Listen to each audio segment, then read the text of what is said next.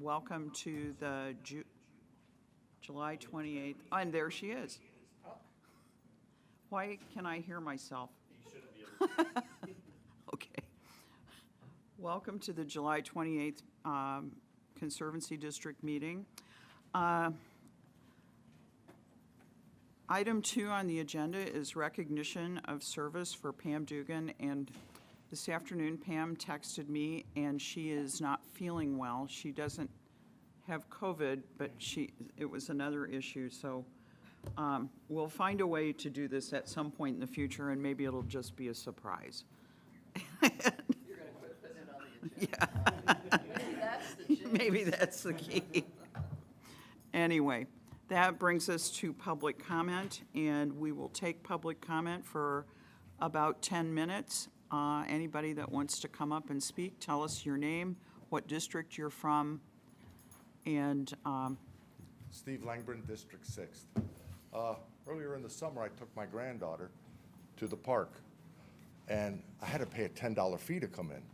Now, if I'd have came by boat, it would have been for free. And I paid taxes, I paid dock fees. You know, I'm thinking, is there any way we can get a car? I told the guy I'm a freeholder, and he's like, $10. And then she's, a year old, and it was just a little bit on the swing, and I was gone. So I don't know if we can do something about that. well, I don't know. You That know? would be the quick answer, but it's something that we could certainly discuss. Yes. And, that the board has not had a chance to have a conversation about that, because this is the first time it's ever been brought up. Well, that's the first time I've ever been to the park. New granddaughter. And I said, well, let's go to the park. And I'm like, well, wait a minute. What are my taxes paying for? So that's what I got. Okay, thanks, Steve. We'll take that under advisement. Thank you. Rather than go and clear up. Yes, please. Okay. Because, no, please come, because we're videoing, we're videotaping the meeting, so we want to see your charming self.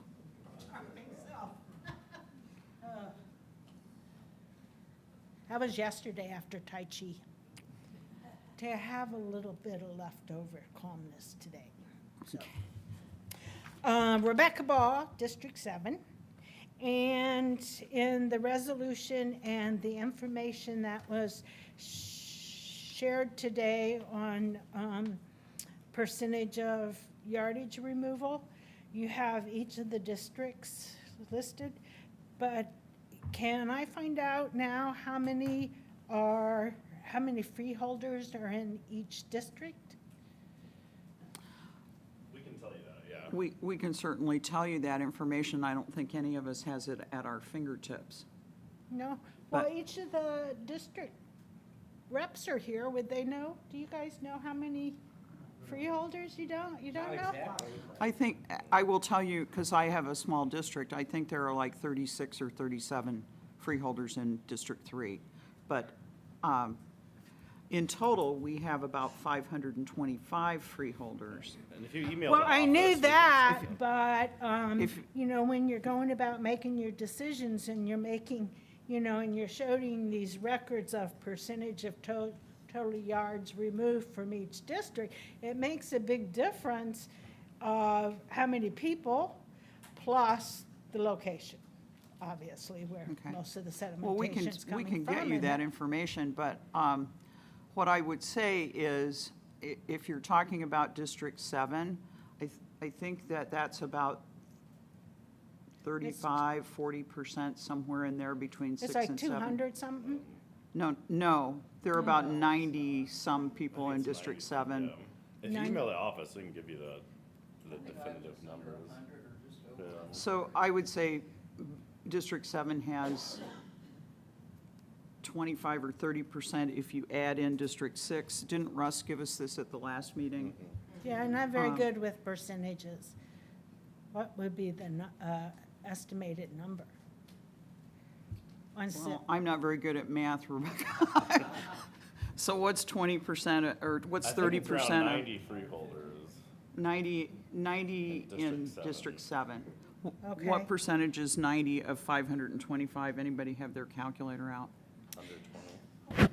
Deborah, how many did you think you had in your, Well, I'm gonna look it up, I'm not, I guess I'm kind of trying to understand the relevance of this. We Well- can give you the numbers, but, yeah, mine is a larger district, and I don't know how many Steve has. I'm 1, trying- 2, I don't have internet access right now. and 4, and 5, and 6 are all bigger. 3 I know is the smallest. So I think we can get you the information, just not right at this moment. So, That do would you be a have shame. anything else? yeah, I think it is relevant to the information that you have placed down here. I'm very frustrated with the resolution that's being submitted. And one of the questions that I brought up to myself was, if you have 20 years from now use the overflow for a fill-in for the sedimentation, why There's would I a want to be chair a right member of Lake Lemon Conservancy anymore? So do I have a choice of withdrawing as a freeholder in Lake Lemon? I don't believe so, but I'm not sure of the process for that. I think it would have to go to court. I think it would have to go to the. Yeah, I So- remember somebody, I had asked about doing that at one point, and it was denied unless they wanted to get the legal part. So Yes. They just said the heck with it. Didn't we have that a few years ago, Debbie? We had somebody that's on. We've got someone that We wants had to, I know that somebody that someone wanted wanted out. to join. and someone that wants to come in. I think No, ultimately we it had has to someone be that wanted approved. out too, and we the didn't, court. we can't do that. The Conservancy can't make that decision alone. So Okay. these are topics that, might be better discussed outside of this meeting with Adam and me and your district rep. Oh, actually, I thought it was relevant to the whole district, Lake Lemon Conservancy. Sarah Gail Tala, I've been here for about 38 years.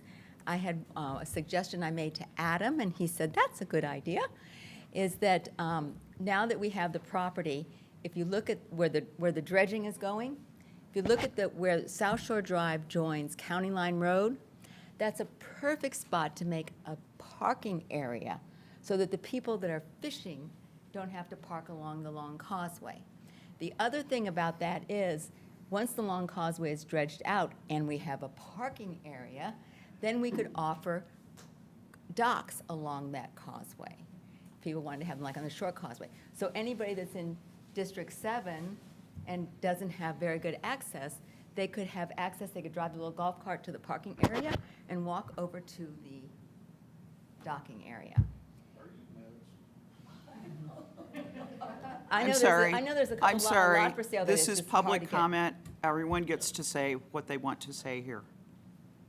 I'm saying if somebody doesn't have a possibility of getting to it, but even if we don't put docks on the causeway, it'd be nice to put a parking area there since we have the plenty of space so that people fishing don't have to be parking along the causeway. And going what Okay. the last person said, I want to say the opposite. I grew up at a lake 8 miles from Washington, D.C. We had 7 miles of shoreline, little Y-shaped lake. We had 1,000 houses. Very few were on the water. And we're all a part of that lake. I think we should be adding people to the lake that want to be on it. I think there's a lot of possibilities if everybody be a little bit more open-minded, and I think that some of you weren't even on the board when we've talked about this a long time ago. Because there used to be all these people that rented camping spots along Riddle Point on the far side. There could be docks along there, and people that live on Tunnel Road, if they want to join the lake, they could have a dock along the Riddle Point, west side of the point, and that would add to our tax base and maybe add to some people that might contribute more money. But it just seems like it's such a small group of people at the lake compared to what our needs are. Okay. That's it. Thank you. Are there, yes, there are. Yes, there is. Scott from District 7. I've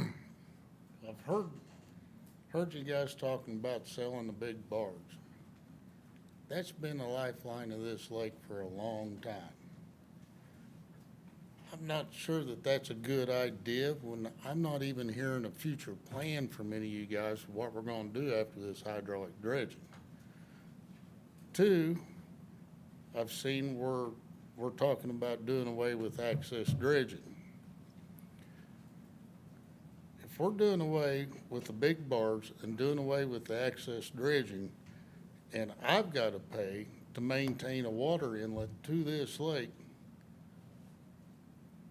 what do I need you guys for? Why am I paying Conservancy taxes and having to maintain the lake as well for you guys? That don't make sense to me. I don't understand that at all.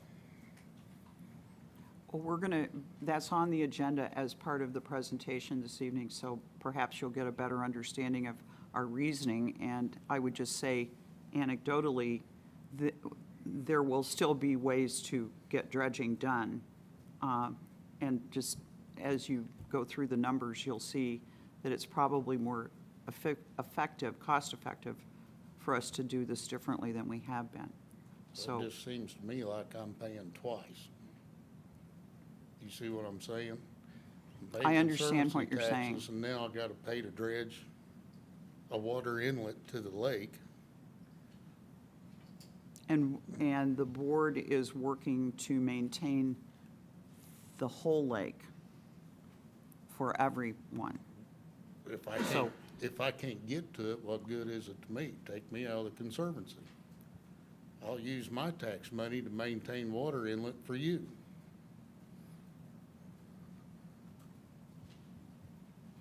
Thank you.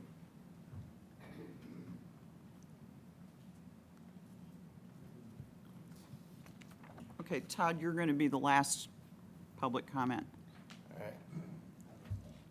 I'm just going to hit on several things real quick and try to make it quick. First of all, on Riddle Point, I'm going to call it the bathhouse, the bathrooms there by the beach. How often are those maintained and cleaned? Adam, you would know that. Daily? No.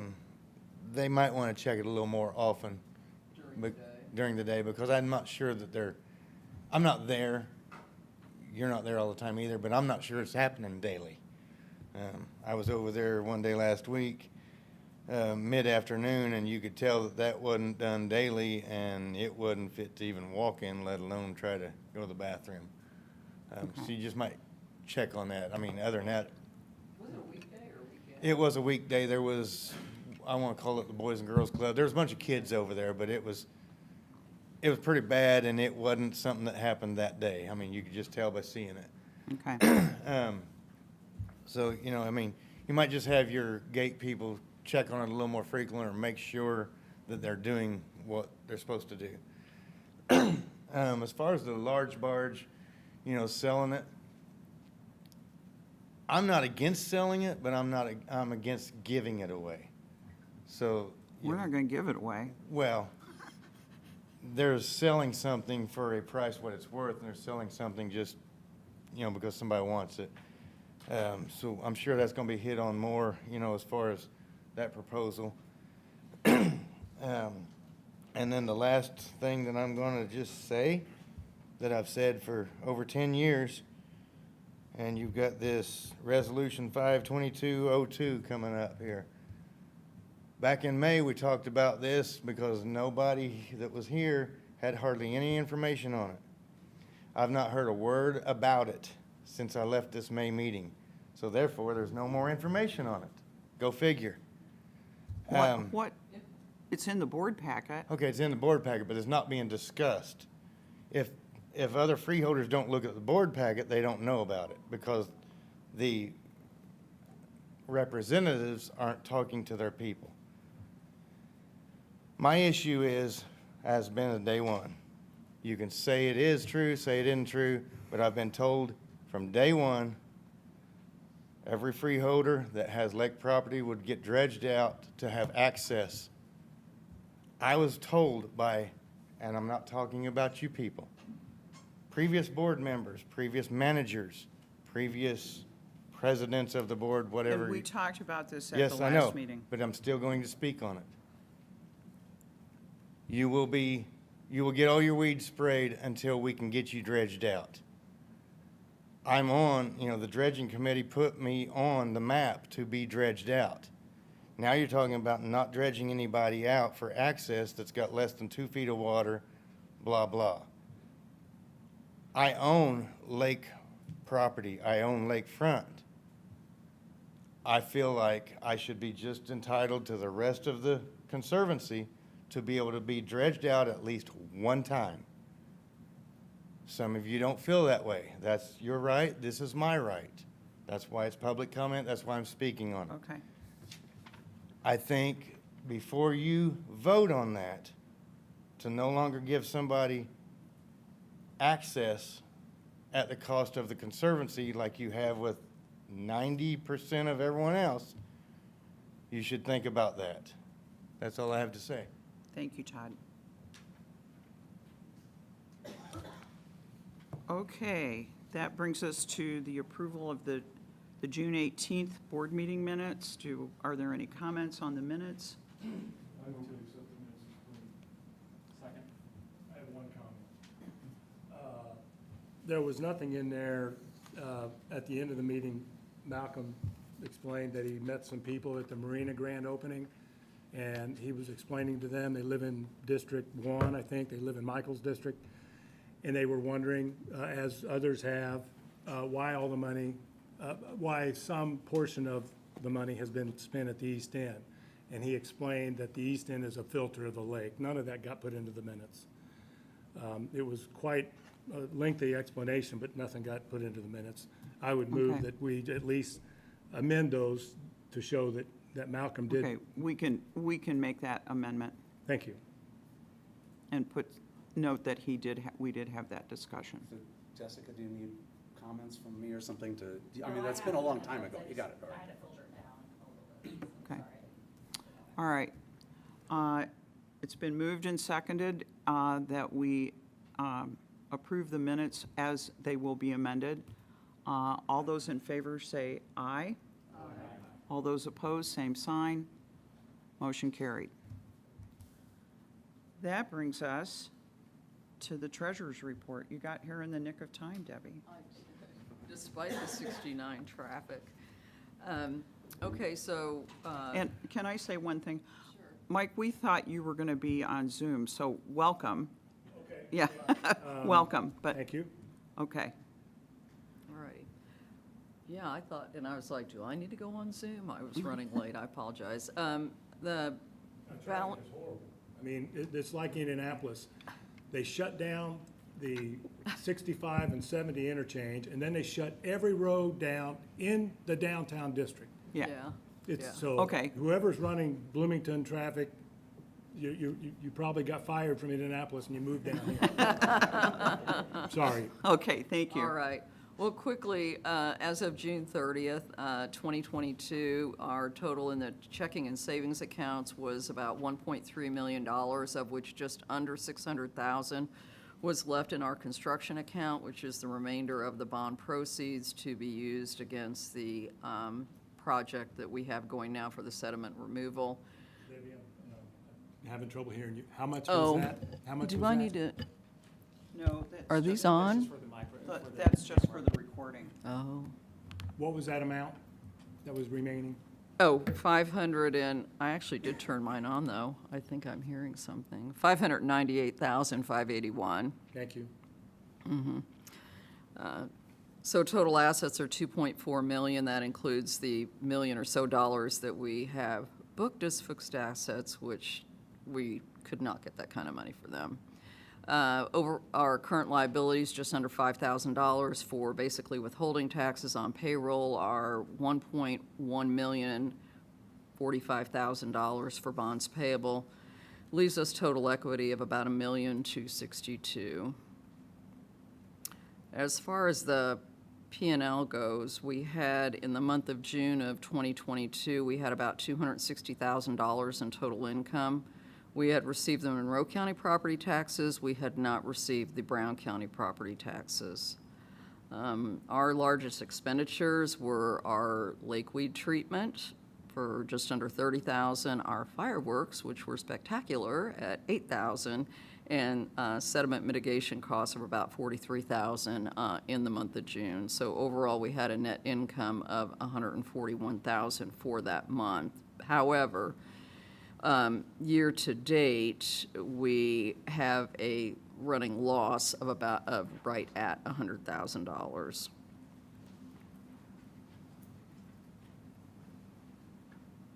I think some of the, I was a little bit concerned, and as we noted, we have to get through, July to really get a sense of where we are, and ultimately August. But when you look at what we had budgeted and you look at the January through June comparison, watercraft permits at the end of June look like we're way under budget by $40,000, but I checked with Adam, and we're really at about $120,000 as of the end of July, so I don't think we're going to really miss that target by much at all. Our park admissions, we had budgeted at $80,000, which was pretty ambitious, but we're at about $60,000 at the end of July, so with a good August and maybe Labor Day, we may well hit those, but, they were ambitious. So overall, I think things are pretty well in line where we have saved money in the budget. If you kind of look down at what we originally budgeted and what we've spent, it's really in our dredging operations. We're saving money there on salaries of $16,000, $17,000, in gas and diesel of close to $20,000. And we hadn't budgeted anything for the riprap erosion. So overall, compared to budget, I'm not concerned just yet. Are there any questions on the financials for the end of June? Watercraft permits seem to be significantly down. We're 41% under budget, and we're halfway through the summer. Right, but I think right now, it's at 120,000 and some change. Yeah, as of July, as of the end of July. That's what she just said, Mike. Oh, Yeah, But it's still under budget. right. It's still under budget. I'm still not hopeful as- that we'll hit it. It's not as big a concern just yet. So Debbie, can I ask in my childish way here, what level of heartburn do you have? I've asked it that way before. Well, Are we, About what? I mean, we're shy of our goals, is that right? we're shy of our goal. By about- We need money to get the sediment Yeah. out, and, that's what we were really hoping, and we raised fees. We raised a lot of the fees, trying to not only make freeholders pay, but people that are coming in and using our park, because we've improved it greatly. So, we were ambitious on the budget. We're trying to bring in a net income so that we can use some of that money, to at least meet our contract amount. Right now, we have $100,000 less budgeted, and we would stop it if we can't find the money. So, yeah, okay, so what happens at the end of the year if we're short? How does that work? I'm curious. We'll have to cut something, just like any business. We'll have Okay. to look at what Well, our I mean, carry expenses are and our things over and stuff, but- operations. The contract is written for the dredging, the actual contract amount was for $120,000, and then we put in there that we could reduce that as low as $80,000 in maintaining those prices. 80,000 cubic 80,000 yards. cubic yards. We're and talking maintaining those yards. prices. So we So have. that's our pad, that's how we adjust Yeah. the budget so it fits, okay. So we'll probably, we'll know more. We're presenting the budget a little bit later tonight, and we'll know a little bit more. Any other questions? well, with that, and I heard you say we're saving money on people not operating the equipment, on fuel. Used to be that was around $100,000 is what we put in the budget for dredging. Yeah, we mechanical didn't put that dredging. in the 2022 budget. We didn't put nearly that much in the budget. But the budget was increased over the previous year. So. Not for dredging, Not for not for, access dredging. not for the Conservancy district doing dredging. So I guess if the budget was increased from 2021 to 2022. For park admissions and things of that nature, you mean? I Why don't know. we I charge guess more that's what I'm fees? asking. Yeah, because we're trying to pay a $779,000 contract. Any of the for the savings- hydraulic dredging. Any of the savings that we have from those positions and maintenance and fuel, all that will help buffer that And how much gap. was that? Do you have an idea how much that was? I mean, just a ballpark. I do not. Okay. Would you agree that we've put that in the budget every year and, until what she's saying, 2022? It was generally around like $100,000 Yeah. between everything, yeah. And we're not spending that money on access dredging. So Right. that money should still be somewhere floating around in our, okay. Were it that simple, Yeah, Just go in the vault and find it. Yeah. right, right. Any other questions or comments? okay? All righty, and next, I guess I'd like to ask for approval of the allowance for vouchers totaling $111,712.58. Second. It's been moved and seconded to approve the allowance for vouchers. Any discussion? All those in favor say aye. Aye. Those opposed say same sign. Motion carried. Next, we move to the manager's report. Right. First, we'll hit with the fireworks. I think it was a great show this year from everything that we heard and what we saw. It definitely seemed to be the proper way to go to charge folks coming into the park instead of just donations. Last year, we had about $8,300 total in donations between the freeholders and day of cash donations. This year, to date, we've brought in just over $14,000, $8,350 day of between the cash and credit card donations that we have there. So we well covered that. If anything, next year, we're gonna have to, we had so many people come, we're gonna have to maybe look at reducing the amount of cars that we let into the park and parking. We did have sheriffs there this year, and we actually had to turn people away well before the show started because cars were backed all the way up to South Shore Drive on Tunnel Road. So there's going to be a little bit more planning that goes into that. But overall, it was great to bring that money in. And nobody batted an eye at the $20 a vehicle. So I think it was a really good. Did you have a problem investment. clearing out the beach at 3 o'clock? Yeah, it was the most brazen, pushy crowd I think we have ever had as far as keeping people back behind the fire lines, just pushing out into the field. I mean, it was nonstop. And that's why either reducing the viewing areas that we have or potentially closing the beach just for that day. Maybe something that we have to look at just so there's not cars there initially. But I think people forgot how to behave for a while, so we were working a lot more than we anticipated. But overall it was a good day, successful. The Boy Scouts came out the next morning and cleaned up the park, and so it's always thankful to have them, and it was good. But nobody got arrested.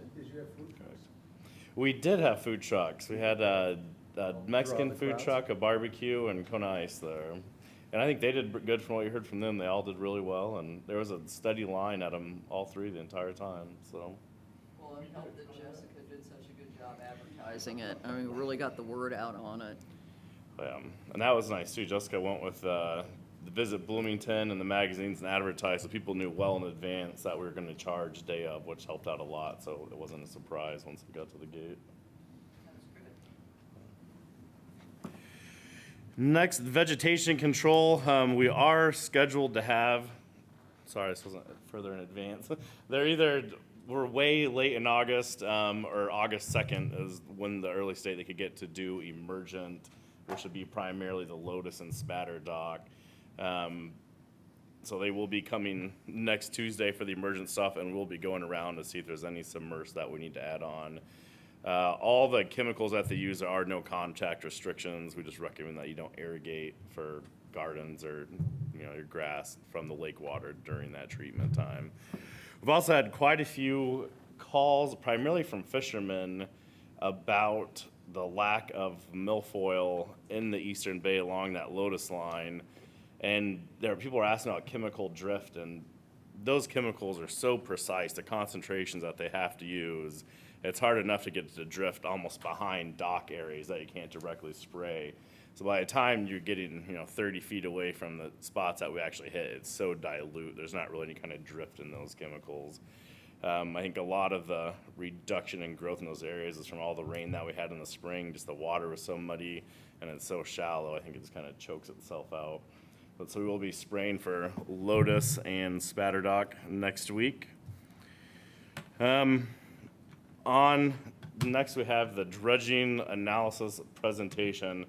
And this was first presented in March, Yes. I believe it was, when we ran all these numbers. And so it's been steady on the board, docket pretty much for every meeting, looking at the numbers and discussing. So let me go ahead and share this.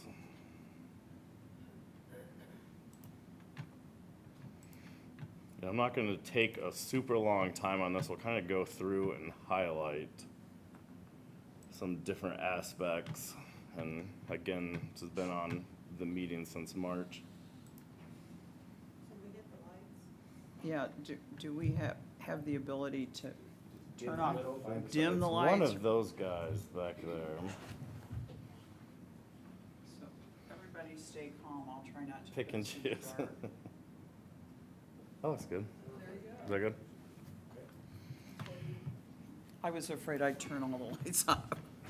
All right, so really looking at our historical and then potential future dredging analysis. So the first figure that we have is showing the total yardage that we removed between LLCD paid and private. You can see almost 160,000 yards that we removed since 2006, 157,100. It's to be expected that District 6 and 7 have the most. As Malcolm said, that is the first delta. It's where the creek slows down at. It's where sediment falls. It is acting as a sediment capture basin, just naturally the way it happens, because where the creek comes in, as soon as you have that reduction in velocity, everything settles out there. Well, approximately 30% is what we found from the last sediment transport study. But as that delta gets shallower and smaller, what you have is that same amount of sediment, at least, if not increasing, as we've kind of seen through the years, going into a smaller and smaller basin. So if we do let that area, if we don't keep it deep, essentially you're making the bowl smaller, so that rate of filling in increases, which is why it is critical to keep that first basin open and deep to act as a sediment capture. For our yardage removal by zone type, it's broken out into common areas, these 200, 300 level zones off the map, and I do have the map at the end of this. Access channel, transfer site and maintenance, and then private dredging. For the access channel yardage is 105,000 yards.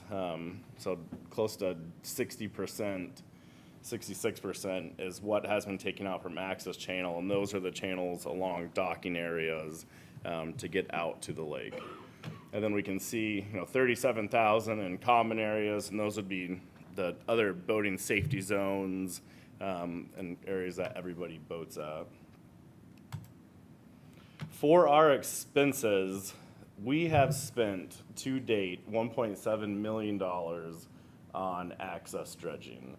And if we looked back, at that type. Since 2006. Since 2006, yes. Between 2006 and 2021, we've spent $1.7 million on access dredging. So, I mean, that's all just dock access, getting to the lake, if you're on a channel and you have to get out to the lake. And that has all been covered by the LLCD. You can see our private dredging, about 138,000. Now that's primarily offset by the payments that we receive from people.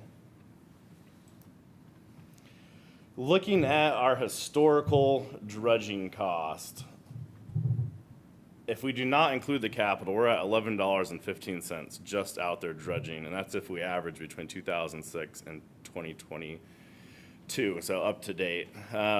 When we include the capital costs, if we amortize all the equipment, it's looking at $16.50. Now, I'd spoken, sent out to the board, and Michael had asked me to look at the recent cost.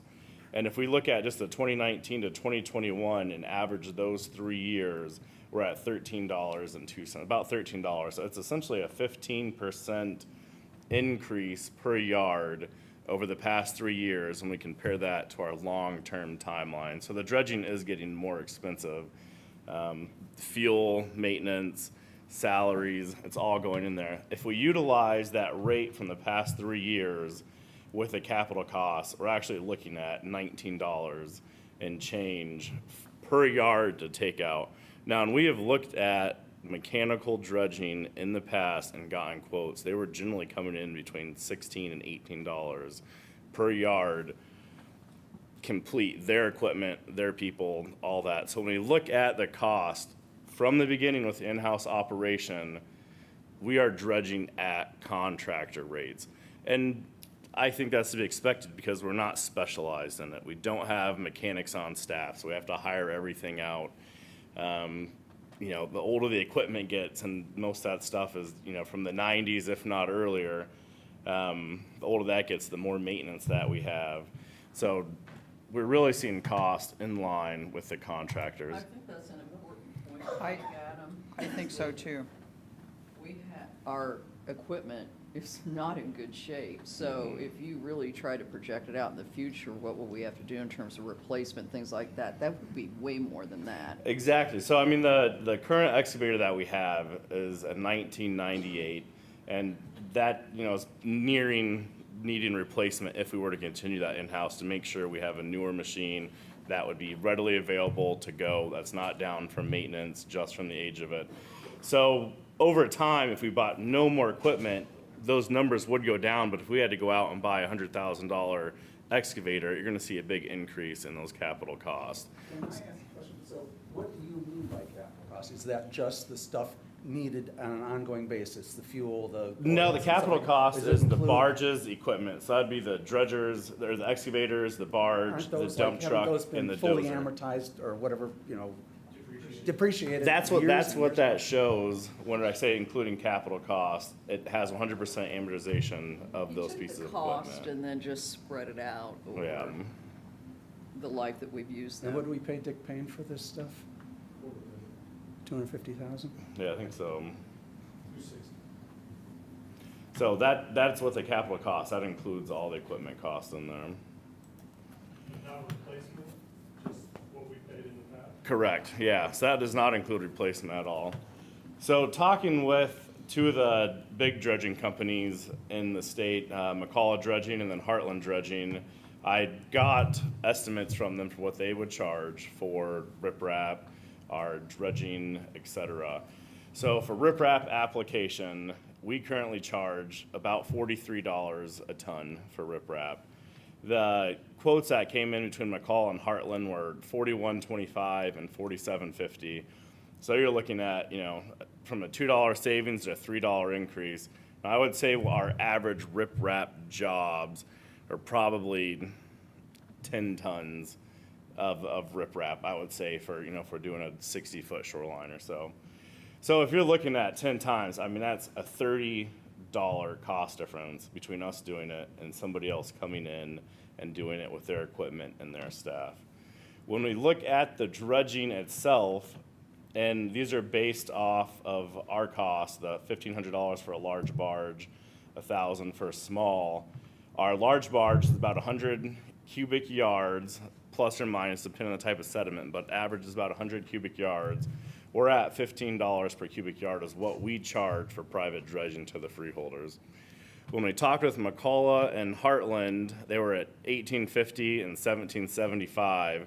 So you're looking at an average increase of about $3 per yard. I mean, so if you were removing 100 yards, you're looking at $300 cost difference for somebody else to do that. Now, what Ask a question? Yeah. I mean, the bottom line there, where it says contractor mobilization, $6,000 to $10,000, that's not figured into this price, right?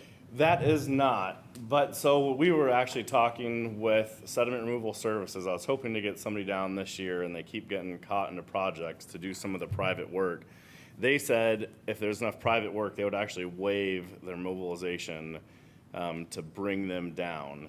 So if we group that whole, say we have 20 to 30 private jobs, and we group that together, they would either reduce that, or you could spread it across those 20 to 30 people. And I think it would be pretty minimal at with that 5. So do you guys charge them like a contractor permit to come on the lake and work? I mean, if we are gonna pay these private companies to come in and do this work for us, are you gonna charge them a contractor rate to get on the lake to do that? No. So they got free reign to come in and, They would have to get permitting from, and it's a pretty big discussion, so thank you. They would have to get a permit from us to make sure, it's like an authorized contractor, not just somebody coming in without the experience or equipment. But I don't think we are looking to increase the cost on the freeholders. And if we charge them a contractor fee to come on, that's just gonna get pushed onto the freeholders who are wanting the work.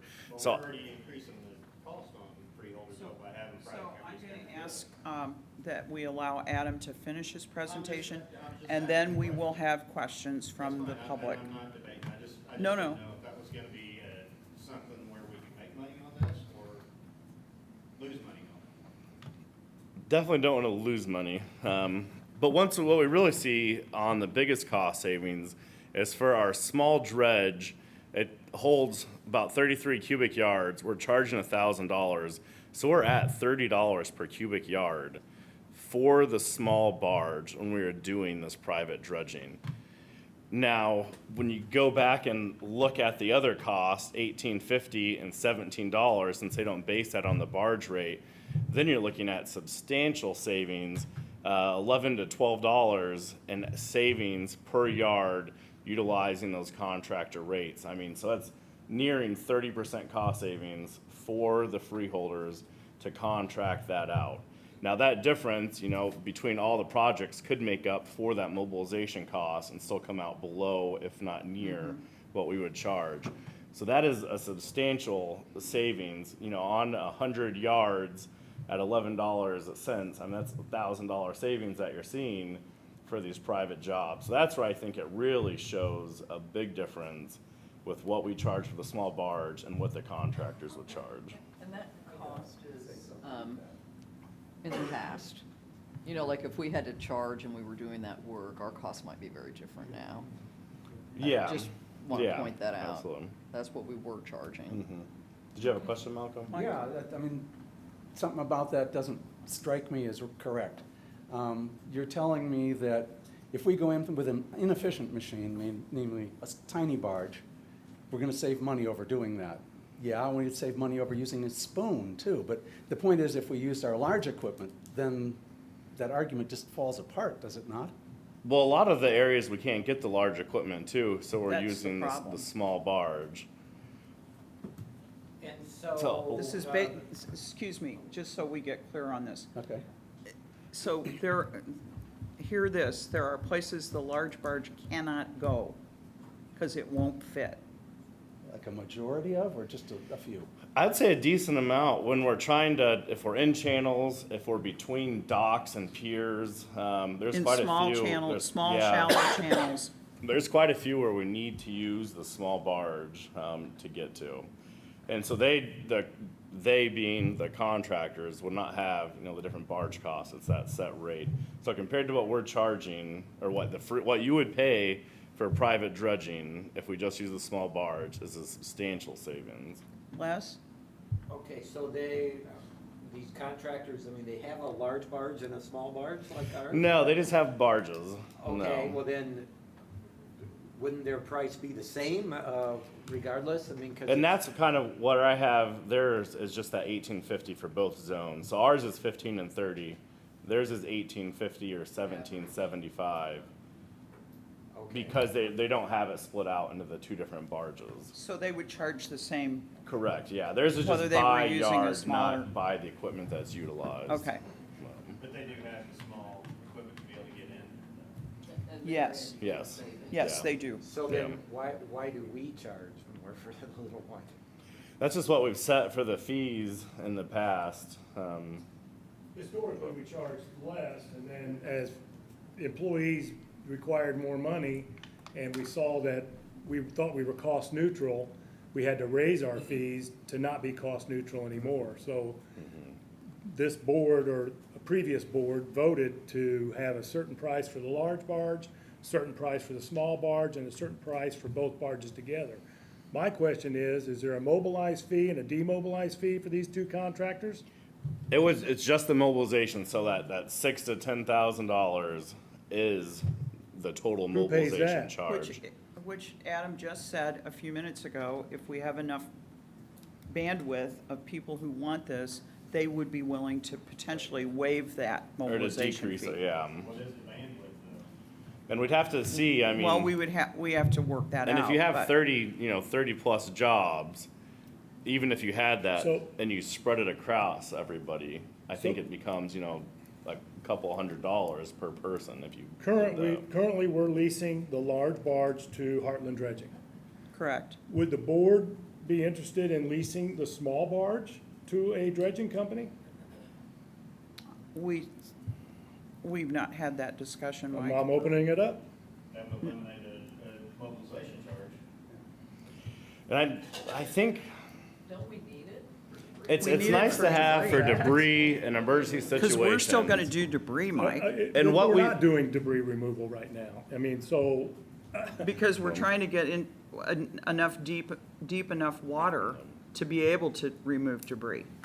with that said, the small barge is sitting, Currently, yes, yeah. and it could be rented out.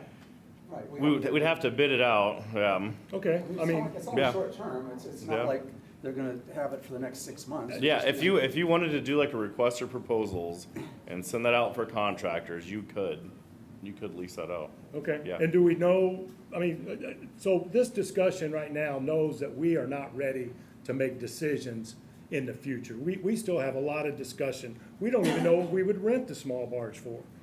We know what some costs are, and Michael, you sent a great email the other day. These are skewed numbers.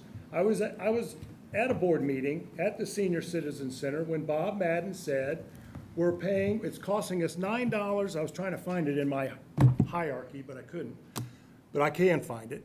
$9.78 a yard. There are people in here that heard that. I know Scott heard it. And that was what Bob said. Well, guess what? We all questioned it. How did you come up with that number?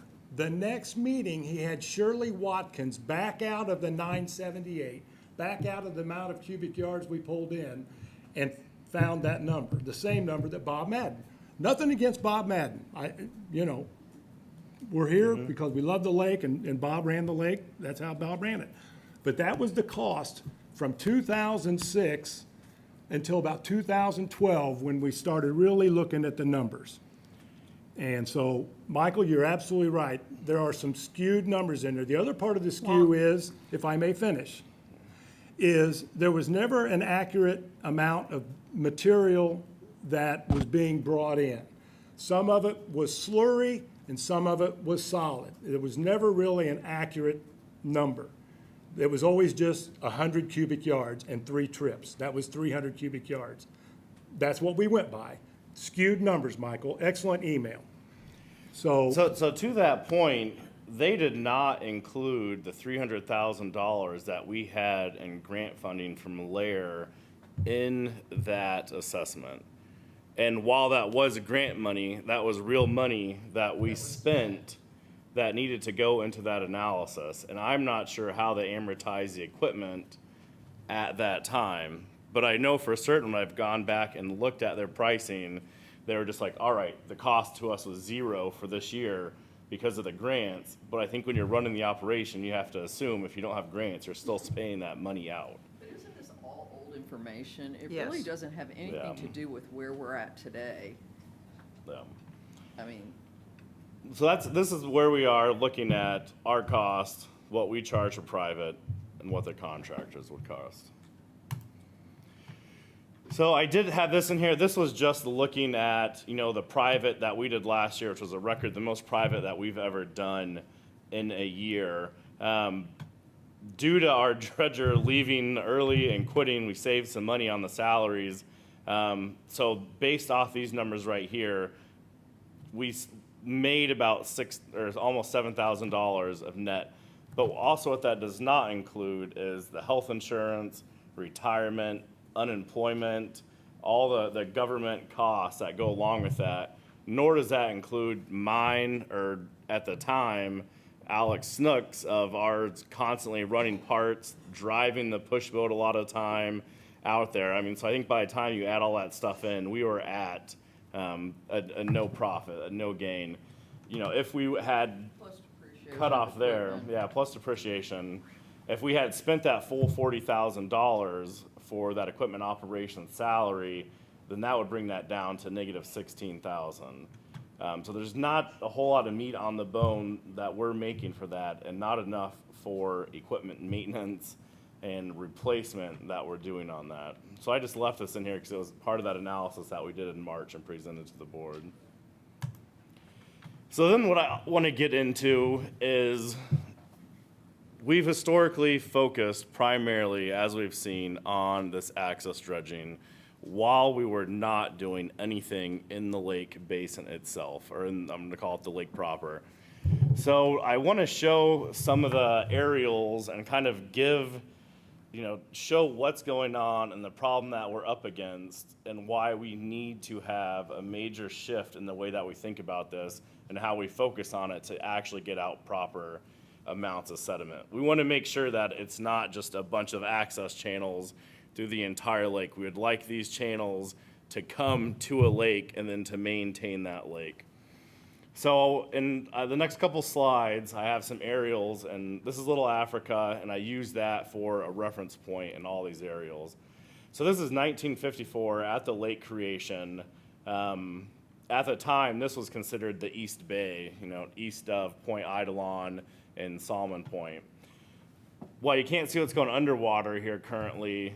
Between 1954 and 1998, 40 years, there was minimal growth in here. We see a little bit of vegetation pop up.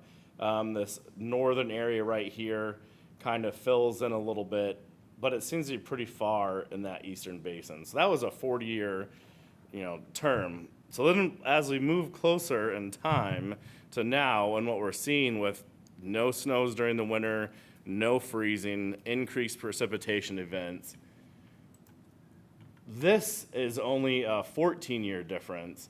This green in here is the lotus that we have.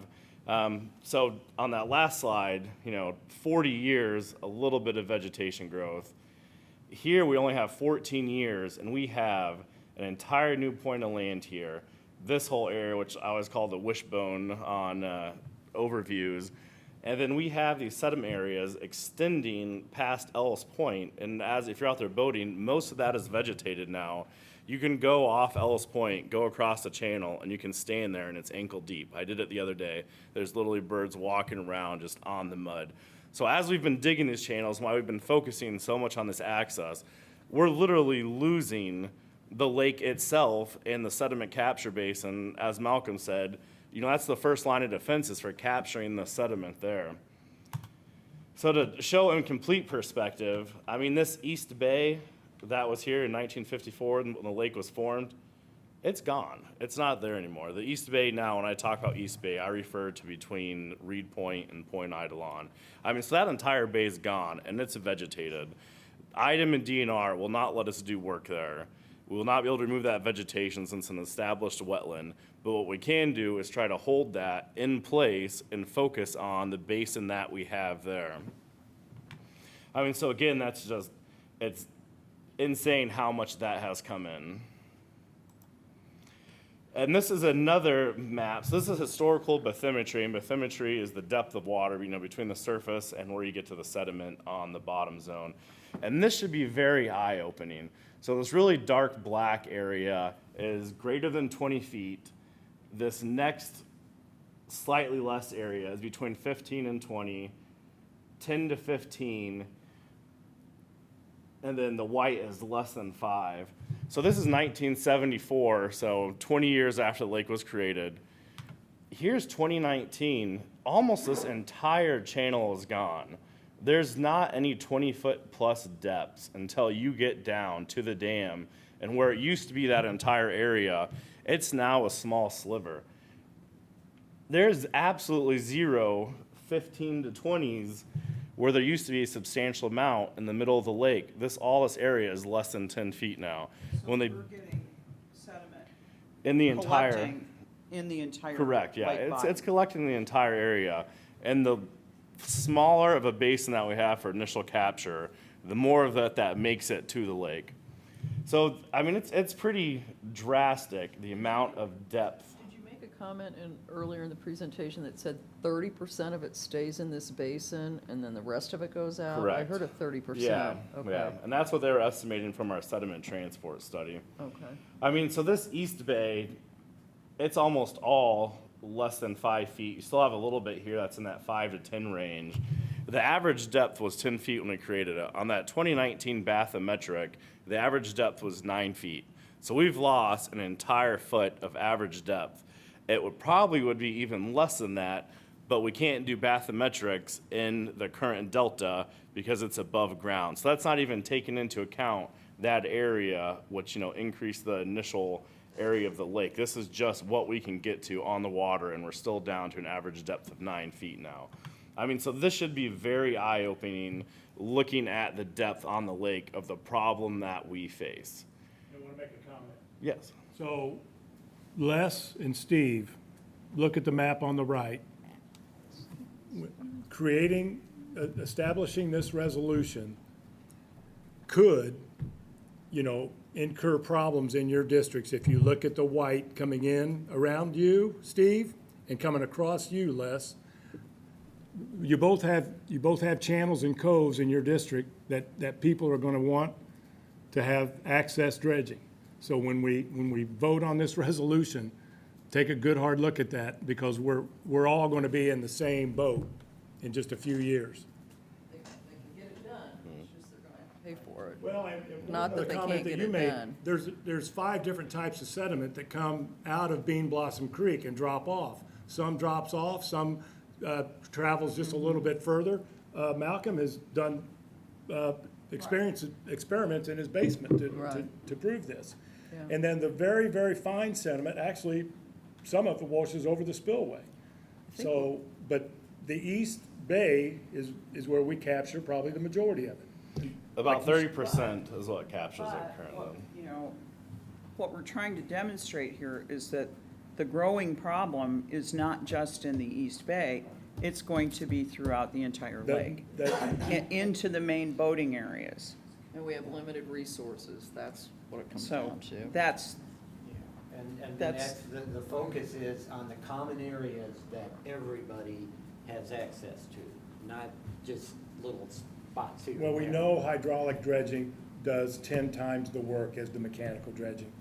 And so that's, if we're going to put money towards the entire lake, we need to really look at an enhanced hydraulic dredging program. And to the point of. I don't disagree, Yeah. but that takes, No. that's gonna take Lots of money and space to put the dirt, which will cost more money, and. And we are not equipped to staff that kind of an operation. I mean, if you've seen the Heartland people. I have watched them, and sometimes there's not even a guy on the barge. I mean, sometimes there's one guy there, sometimes Sometimes there's they're two. in the water, Yeah, they're fixing the pipes. But so. I think on average, they have a crew of about 4 people that are down there. Actually, Gray, But- we watch them every day. Is that private dredging? Adam, does that include the removal, or do we have to provide space for that removal? At $18 a yard, you said they're charging, is that with them hauling it away, or is that using our land? That would be utilizing our disposal sites. So next year in the budget, and that's a good point. So we would still have to maintain our Rule 5 sites, the Kenny Clark site, which he uses most of that dirt, so it stays open, and the Possum Trot site. For the budget proposed next year, without planning on doing an in-house dredging operation, I think I budgeted for 2 months worth of work for emergencies, debris, that kind of stuff. I still had $20,000 in there because we will still need to keep those disposal sites clean. So we will always have that cost. When I was talking with Sediment Removal Services, they were incredibly happy with those sites being on the water, though currently on the jobs they're doing at Geist, they have to unload into dump trucks and drive the dump trucks 30 minutes away to a disposal site per truck. So everybody seems to be very happy with like the location of those sites. So there would be an ongoing cost for that. Is there also, it's costing us, if we're charging $30 a yard,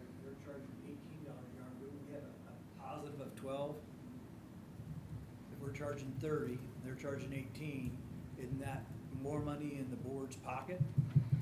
There's no money in anybody on the board. Yeah, I mean, we wouldn't be making money if We we wouldn't weren't, be if we making weren't money. doing that.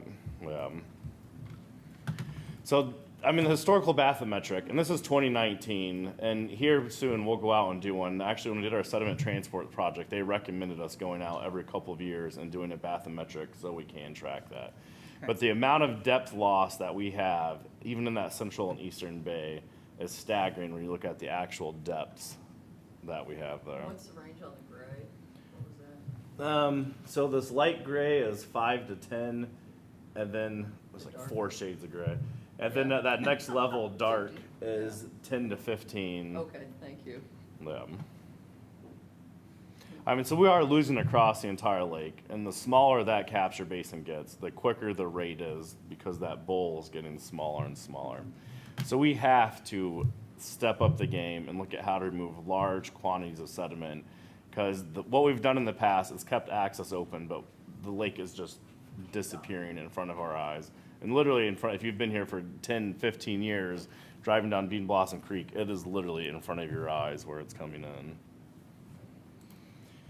And then, of course, the great climate predictions. And I did put some sources in here, and whether the debate is why it's happening, who's responsible, that kind of thing. It's happening. What we have noticed is the extent and the duration of ice cover is declining. And I think this year we did have close to 6 inches of ice for about 2 weeks. It came on real quick and then it broke off real fast. And I think the last time I ice fished on Lemon was in 2014 or so, and we really don't even get thick enough. So we're seeing that ice cover decrease. Now what that does is it allows the flow of water to where you would have a buffer generally in the wintertime from flow, or you'd have the land that's frozen, say in the delta and in the ravines. When those freezes stop, or you get that constant freeze-thaw action, that breaks up that sediment, and when the rain comes, it washes more out from the valleys, from the stream banks, from the delta itself. The timing and intensity and amount of Indiana's precipitation is going to be altered and impact flooding. We used to flood on Dorothy Lane, Aqua Isle, once every 4 or 5 years, and now it seems on average it's once or twice a year, early springtime, and that's flooding now. So we're already seeing these impacts. And then with the intensity, what they're predicting is not, an overall increase in precipitation drawn out where you have these nice summer rains that gets absorbed. What's happening is you get these high intensity, really short burst downpours where you're getting 2, 3, 4 inches, and those are what's driving that major sediment. Imagine you have this freeze thaw, it breaks up all the dirt in the ravines and the creeks, and then you get these crazy rains coming in the springtime. I mean, it is not on our side, the way that we're trending. You can see this. Stream flows are expected to be more variable, i.e. flashy between low flows and high flows, and then more frequent and intense precipitation, especially in spring. So we are seeing the flooding. That is driving the erosion. And that's why, from 1954 to I think in the sediment transport study in the 90s, when they looked at that, they were estimating close to 40,000 yards coming in per year. Well, between 2019, or between those last bathymetrics, now they're saying about 140 to 150,000 per year coming in. I mean, so the problem is just, it's becoming exacerbated. So this big project we're doing is just taking out maybe a year's worth at most. I mean, it'll be, and I think we'll need to go back and do annual bathymetrics in that area to see. But the alternative is if we do not dredge that out, it's all going to push west. It's going to increase faster. So the more that we can keep that buffer there, I mean, that is our first line. Well, the first line of defense is the wetland. That captures sediment. These high flows event, all the delta area slows down water, it captures sediment, and that's why that land's building up. Second line of defense is that eastern bay, because that's the first area where the creek actually slows down and starts to dump. So I put this map in here. This was from the original, when they first started the dredging project that looks at the dredging zones. And everything's tiny up there.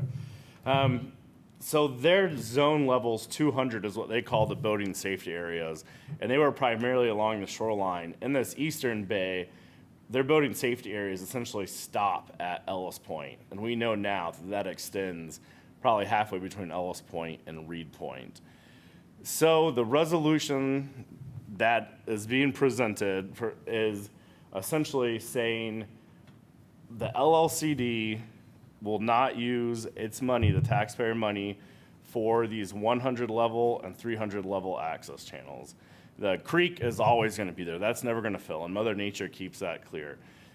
But what it would do is say the Chitwood channels or one of the sides of Eidolon, if they need to have the access channel dredged, those homeowners would have to pool together money to do that. Now, this happened about 2 years ago. Solomon Harbor pulled their money together. They got Solomon Harbor dredged out for private dredging. Just last year in Steve's district, that bay just south of the marina, they came together, they all pooled their money together and did private dredging because they didn't want to wait. So we're starting to see that happen already. And when we look at other lakes around the state, that's primarily what they do. If it's only impacting a handful of residents or it's an access channel, they put that onerous of payment on the people that are being benefited or that are benefiting from that. The other option that they use is for these large projects is their special benefits tax, and that can be assessed every year. That's why there's not tax caps or circuit breakers for Conservancy districts, is it's designed to be able to raise money for specific projects. So what they'll do, they have a hydraulic dredging project coming in, they'll raise that special benefits assessment to cover that project, and then it drops back down. And I know historically there was always once taxes go up, they never come back down. But there is safety nets in there, being that we are a Conservancy district. We cannot tax more than the benefit that we are providing. So we cannot artificially inflate that tax and then pocket that money to, increase our coffers and not do the project. If we propose a tax for the project, we'd have to do the project. If we try to propose a tax without the project going on, then that's when we can get in trouble as a Conservancy district, and that's why Department of Local Government Finances every year goes through and approves our budget. So they can say, all right, what we're taxing is essentially equal to the level of benefit that we're providing. So can I ask a question about that? Yes. So does that preclude us from doing a special benefits tax, putting it in the bank for a couple of years, and then spending it all in a lump? We can't do it that way. We have to spend as we go? I think as long as you can show that you're raising money for a project, you could do that. It couldn't be for eternity, but if we're saying Sure. this project's gonna be, $1 million and we're gonna spend that, raise it over 3 years, I think you could justify that as long as we have, the clear plan. And that's what we had to do with the bond, is we had to get approved the plan, the disposal sites. What we were gonna do had the contracting cost in there. So as long as we had a plan like that, then I believe you could spread that over a couple of years. And we presently have a special benefits tax going to the park? Is that true? No, That's that's something else. That's different. Yeah, so that tax, you don't do it like there. There's at least 12 different specialty taxes that you can put in for and have them. One of them is the special benefits tax, rainy day fund tax. There's a dozen of them. When you meet with our representative, he or she will guide you through those. Right.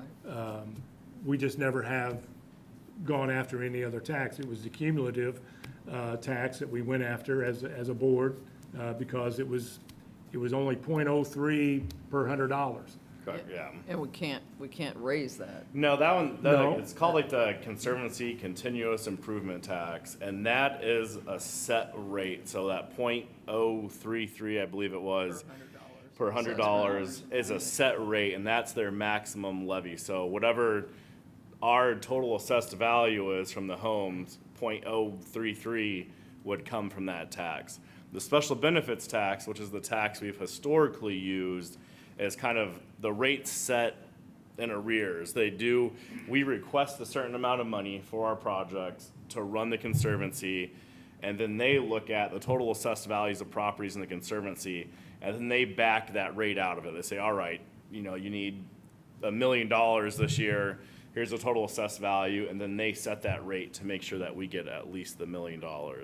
So that's done, and that's why it's designed for these projects, where you can say, we need this much extra money, and then when you go to request it, they would set the rate to get that. The rates seem to be going down only because people's property values are going up too, so. So what project are you asking for special benefits to go towards? For what?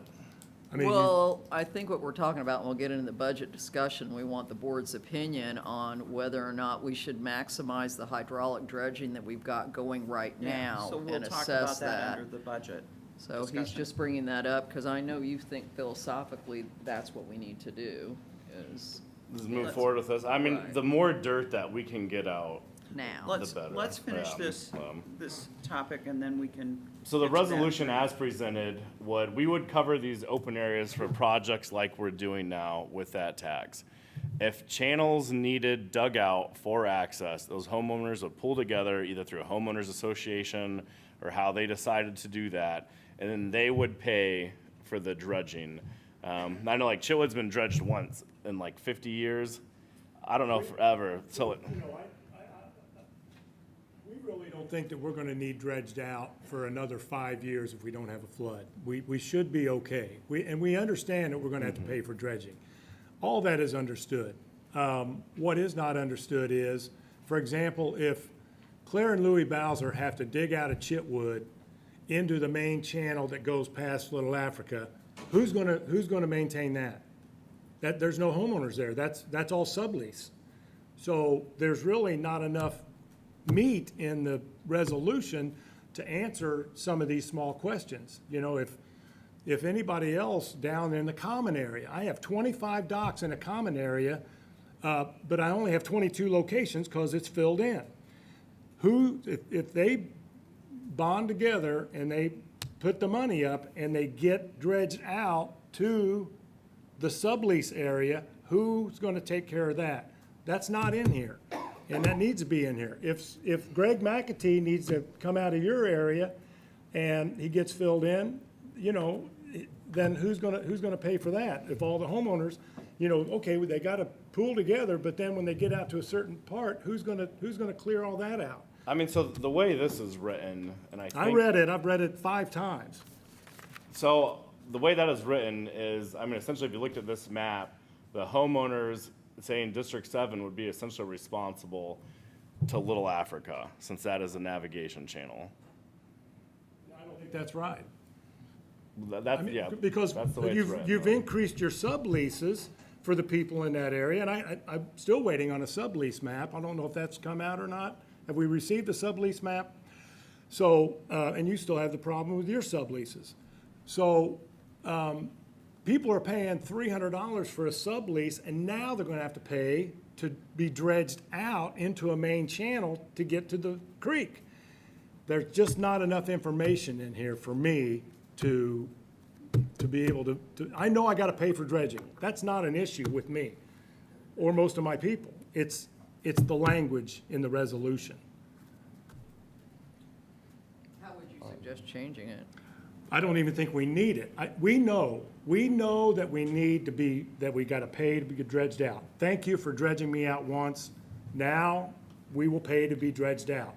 I was hoping to pay the LLCD to dredge out again, but now it looks like I've gotta, contract that out. Now, I can operate a barge. I can operate an excavator. I could form a company and hire Tim Roth, or Tim Roth could form a company and hire me, and we could rent the small barge. That's not a problem for me, but I want to know how much you're going to charge me to rent the small barge. Not enough information for me to vote on this tonight. Well, the resolution doesn't have anything to do with the renting of the bar. But it does. Here's something. If Tim Roth wants to form a business to start dredging on the lake, and he's going to rent that small excavator, then we can come back to this in a month or two. This does not have to go through tonight.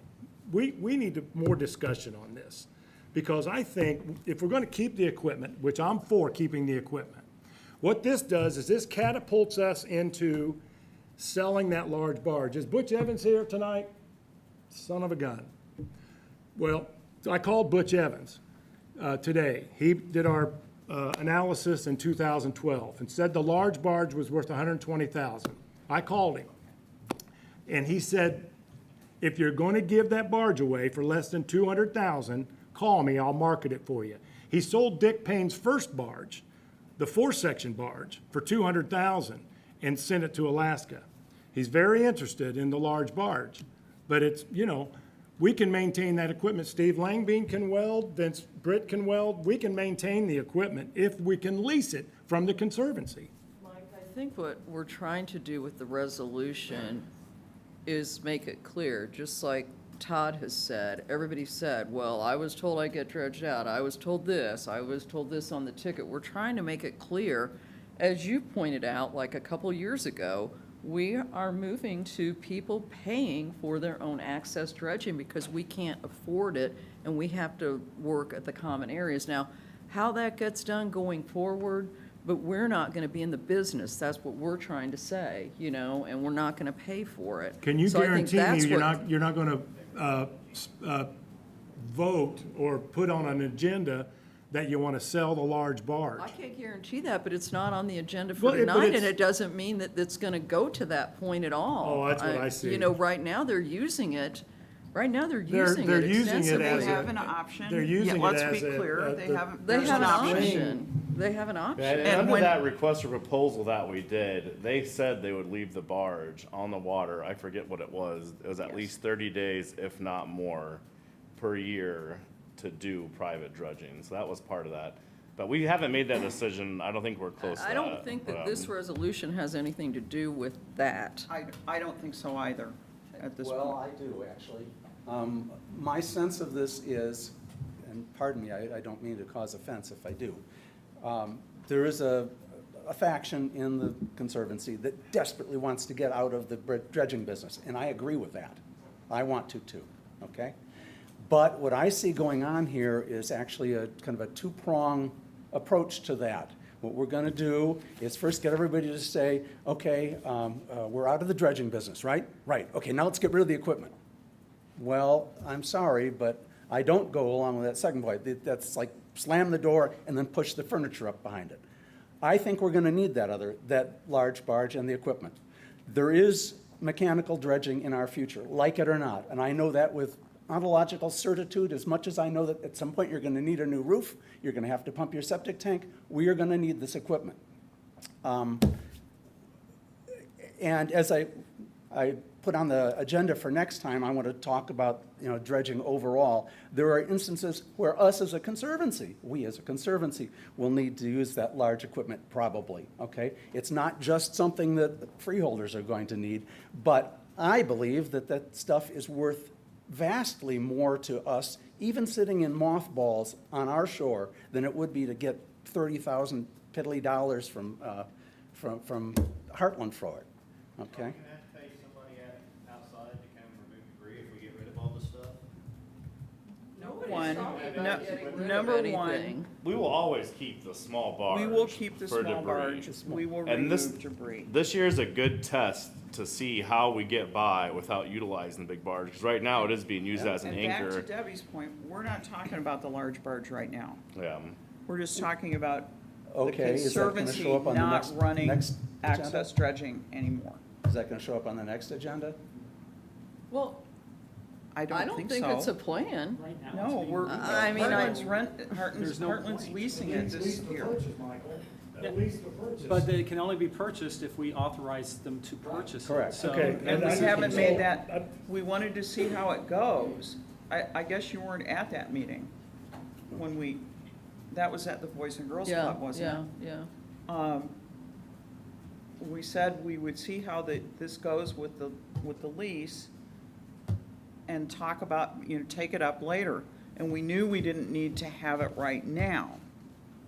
We thought So, we might as well capture the money so and we let might them as well use it. get the lease money. Yeah, that makes sense. So I think I think you're jumping I think to you're driving beyond your conclusions. headlights at the moment. I think you you're know. bringing the cart in front of the horse. I mean, are we talking about the resolution now? Is that where we've moved on to the resolution? We are on the resolution, So yes. the very first thing on the resolution is bound by its district plan. The Lake Limited Conservancy District bound by its district plan. The district plan says, health and safety and welfare of the property owners. It says it 14 times in the district plan. 14 times. Lake access dredging, it says it 21 times. 21 times lake access dredging in the district plan. Property values, maintaining property values is in the district plan 8 times. That is not in there. It certainly is. It says an Don't, listen, ancillary I'm talking to the board. I'm talking to the board. Okay. No, Debbie, I'm talking to the board. You know what, Mike? Why would he be rude to me? Why would you allow him to be rude to me? Stop. We need to It take says it down that. a notch Calm here. down and proceed. You want to be bound by your district plan, you're not being bound by your district plan. That's the number one thing you say I in here. believe that's incorrect. Well, it's right here if you want to review it. I have reviewed it, Mike, multiple times.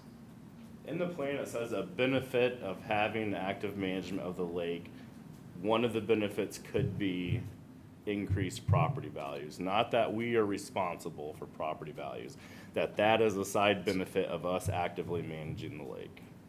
And I believe there's language in there that talks about that at the time the Conservancy was formed, there was discussion among the people forming the Conservancy to do dredging, to get dredging done.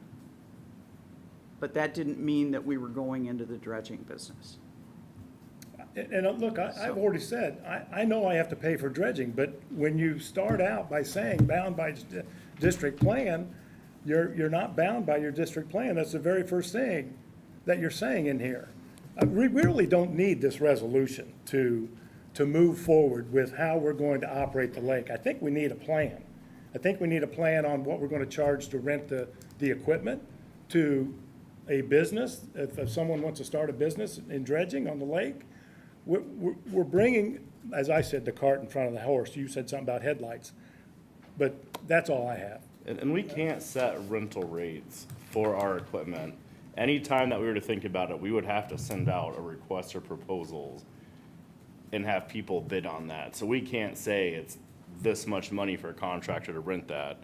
Each year, we'd have to send out a request for proposal, and any contractor could bid on that, and we'd have to see what they came back with. Oh, and that's a solvable problem. Yeah, and I thought that was only if it was over $50,000, Michael.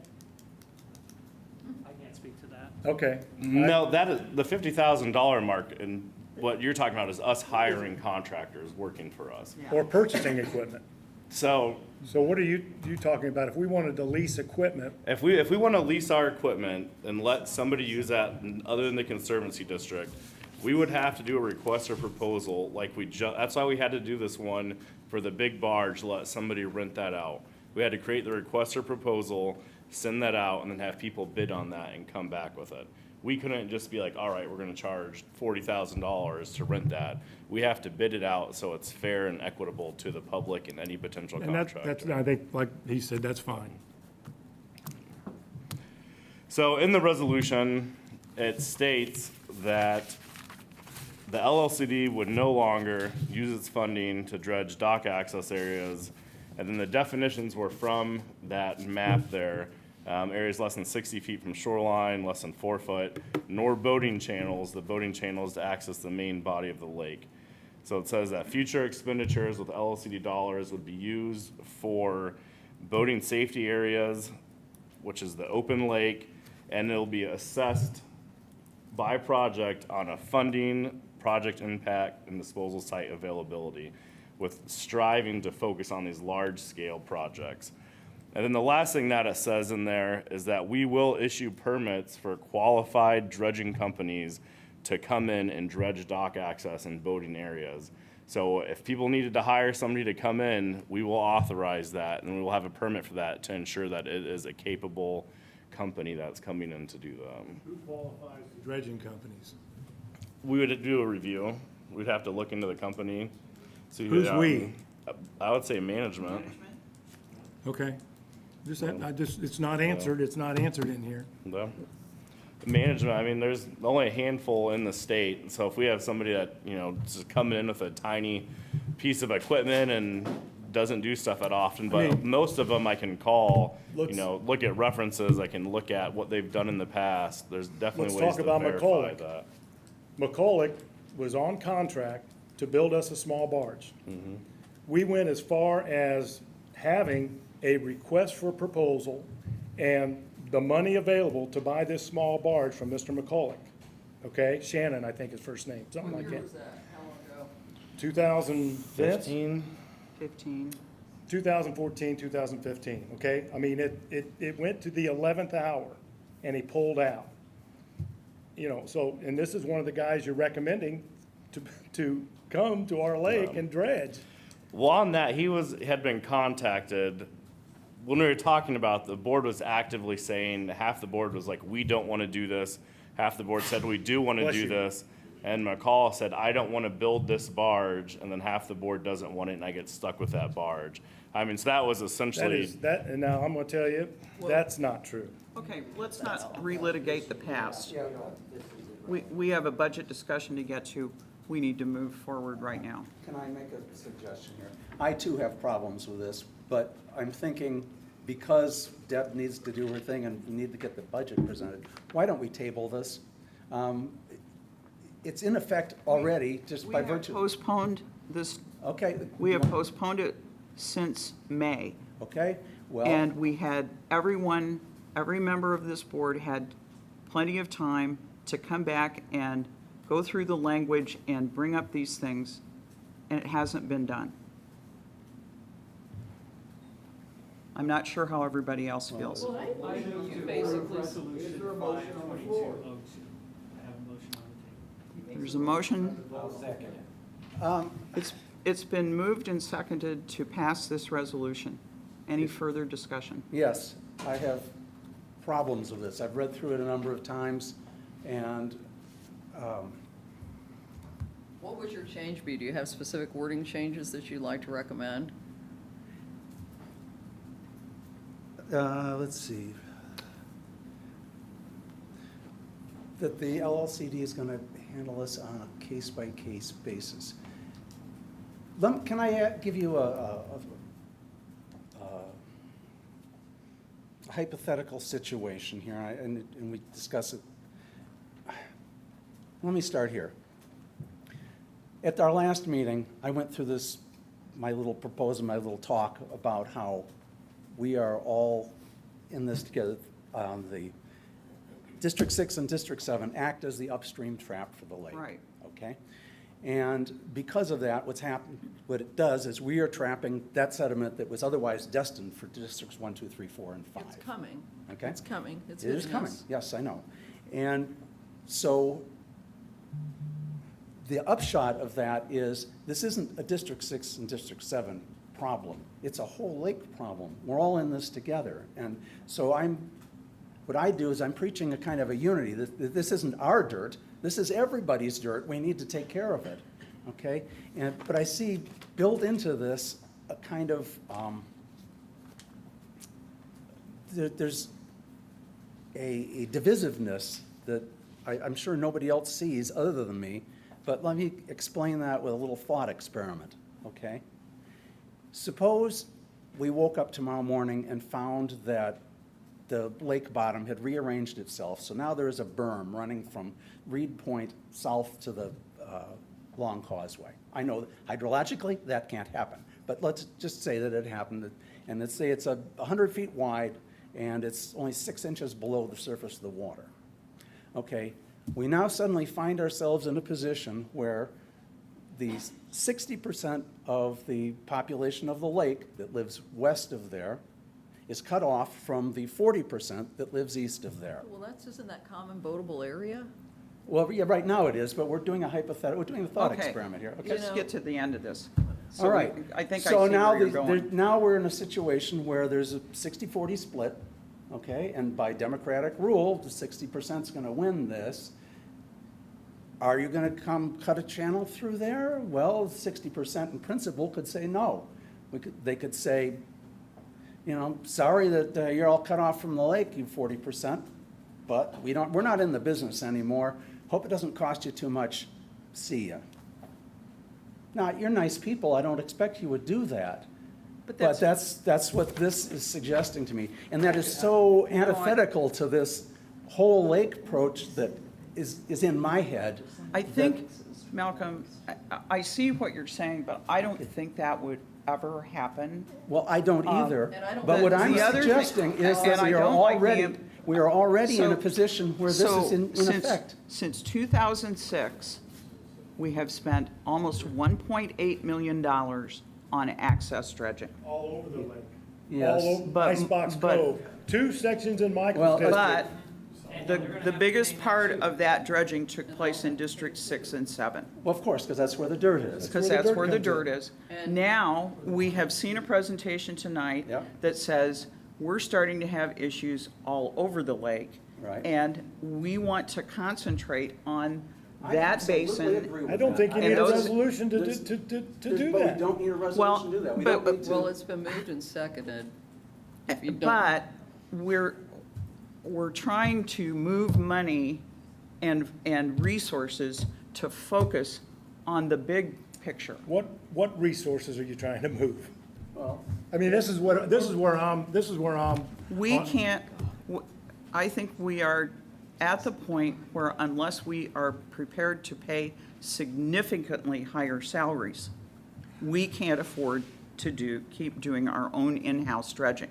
We're trying to get out of the in-house dredging business. I agree. What is the plan to do with the And that, equipment? if we get out of the business, then why would we own ancient equipment?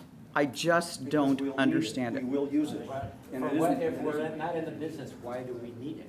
Because now suddenly, instead of having to pay $8,000 or $10,000 to have somebody mobilize and put equipment out here, a freeholder can say, we already have that equipment on the lake. If you can send somebody out for whatever rate, we can get this job done. are we getting This away is- from the resolution? we're completely Took us off the back to topic. this- Madam Chairman, Well, he asked that.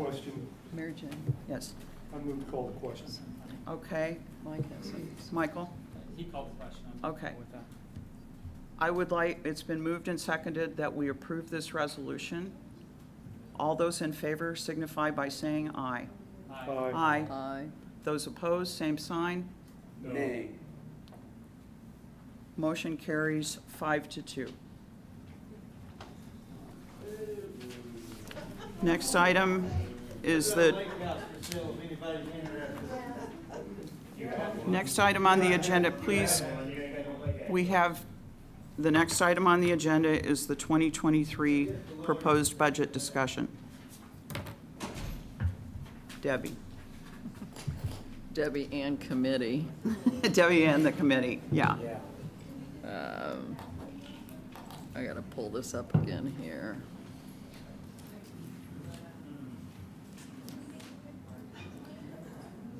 I guess I'll make a couple of overall comments on the budget. With the inflation rates the way they have been, I'm going to ask that the public refrain from speaking at this point while we try to discuss the budget. oh man, let's see here. Here we go. Okay. I don't know that we need to go through every single line item since this is the first read of the budget. What I will say is that what we followed generally was most things, most expense items went up at least 8%. We tried to look critically at them to see things like fuel costs and things of that nature that were really going up at a higher rate. We did raise most every admission fee and permits and everything that, to try to make it equitable to raise enough money since we have all these issues to take care of for the lake. Our cumulative improvement fund revenues stay relatively the same at $50,000, and we'll need to discuss exactly how we're going to spend that. I think the biggest two issues, three maybe, that we talked about was instituting, and that's on the revenue side, okay, that Just under watercraft permits, then we've got the launch fees, and we have a new line item called wakeboard fees, $8,000. And the thought there is to charge a couple $100 additional if someone has a wakeboard boat. And as Adam talked about how to enforce that, it's gonna be a little bit difficult. We'll pretty much be saying, are you gonna be wakeboarding? And they say yes, and then we slap on the extra couple $100 to help us with lake erosion and things of that nature. The other new line item, down near the bottom, 4120, is other, $10,000. And that we're proposing, Adam suggested that we basically store boats on our property at Riddle Point during the winter time. So we're not gonna winterize them or anything like that, but we'll charge $250, per boat, and we'll just store it right there. So, again, we're just looking at how can we increase our earned revenues. The big question, really, that we want to kind of put before the board and we want to talk about is, we're raising, we call it property taxes, but as people talk, like, what I pay the Conservancy district is just a minute piece of my overall property taxes. Sometimes it makes me wonder, what does Monroe County do for me, out there? But anyway, so basically on the taxes, we're proposing probably an average of 15% increase on our regular, like our assessment. But in addition to that, so that's the estimate of $106,000 from Brown County and about $318,000 from Monroe County. And in addition to that, what the Budget Committee talked about was really trying to make the most use out of this hydraulic dredging project and have a one-time 12-month special project assessment, which would have the effect of basically doubling. So right now, we probably pay close to a couple $1,000s a year, and, we'll have a little increase, and then we'll double it, so we're looking at like $4,000 a year. But we're trying to really get the fundraising going. We've got all the equipment on the lake, we've got the hydraulic, pipes there, we've got everything going, and the question is, do we just capitalize on it and try to get, It really comes back to, do we want to use the overflow pond while we have the permitting? If we currently it's permitted, it's a site, we can use it in the project if we have the funding. If we do not use it under this permit, it will not be permitted again, likely in the future. They being IDEM and DNR, stated they approved the use of the overflow pond because the majority of sediment in this project was going to an upland site, the South Shore site across from Little Africa. We asked them about expanding the causeway. Malcolm was on a call with myself and Ross, talking about expanding the causeway and kind of in-lake stuff. And they said the only way they would approve in-lake storage is if it was combined with an upland site. So there had to be a net increase in flood capacity, essentially, in the lake to be able to utilize that. So if we were not to use this, from my understanding from what DNR and IDEM stated, is if we don't use this under this permit, in the future, we would not likely be able to get a permit to utilize that site. And it is currently our only other site that we have to continue taking dirt out at this time. Shrewsbury estimated an 80,000 cubic yard total capacity. I believe that was to the water line. I actually have Aquatic Control coming out tomorrow to do a bathymetric survey in the overflow pond so we can look at what the actual storage is there. So this assessment was based on 60,000 yards from the pricing that we saw from the last bid, and Heartland Dredging, essentially said we could see up to a 50% reduction in mobilization fee if we were to utilize them to transition from that upland site to the overflow pond. Now, we can only do the change order up to 20%, which is about $160,000. If we were to move forward with this and try to get that full 60,000 yards out, we would have to bid that again as a project for the winter time.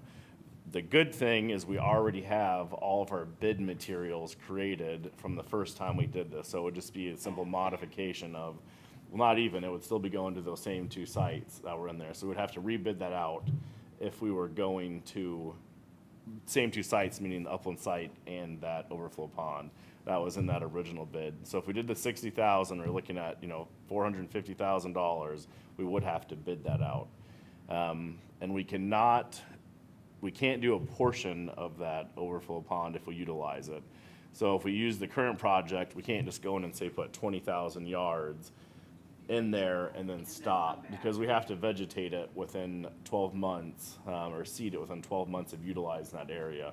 So if we go to do it, we have to do the whole thing and then seed it for there. So that's the question that we get to is, do we want to move forward with the current project that we have, the current permit, and utilize the overflow pond for additional dredging, probably at least another 60,000 yards being removed, or do we table that and not utilize it, and then we can't do any dredging until we have another disposal site created?